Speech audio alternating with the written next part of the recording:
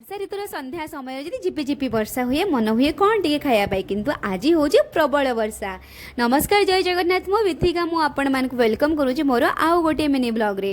ତ ବାହାରେ ବର୍ଷା ଦେଖିକି ମୁଁ ମନ ଦୁଃଖ କରିକି ଫ୍ରିଜ୍ ଖୋଲିଲା ବେଳକୁ ଦେଖୁଛି ଧନିଆ ପତ୍ର ହସି ହସି ମୋତେ କହୁଛୁ କ'ଣ ପାଇଁ ମନ ଦୁଃଖ କରୁଛୁ, ମୋତେ ନେଇ କଟାକଟି କରେ, ମୋର ପକୋଡ଼ା ବନାଉ ଖାଇଦେ। ମୁଁ ଠିକ୍ ସେହିପରି କଲି। ଧନିଆ ପତ୍ରକୁ ଆଣିଲି, ହଁ ତାକୁ ଧୋଇଲି, ତାପରେ ତାକୁ କାଟିଲି, ତା ସହିତ କାଟିଥିଲି ପିଆଜ ଆଉ ରସୁଣ। ମୁଁ ଲଙ୍କା ପକେଇନି କିମ୍ବା ଲଙ୍କା ଗୁଣ୍ଡ ପକେଇନି, କାହିଁକିନା ମୋର ଅଛି ଛୋଟ ଛୁଆ।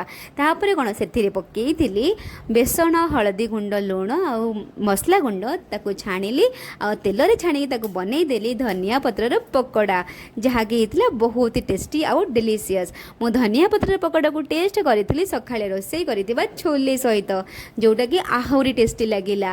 ଆପଣମାନେ ସନ୍ଧ୍ୟାରେ କ'ଣ ଖାଉଛନ୍ତି ନିଶ୍ଚୟ ଜଣାଇବେ। ଆଉ କେମିତି ଲାଗିଲା ଭିଡ଼ିଓଟି, like, share, comment and follow କରିବାକୁ ଜମା ଭୁଲିବେ ନାହିଁ। ରହିଲି, ନମସ୍କାର, ଜୟ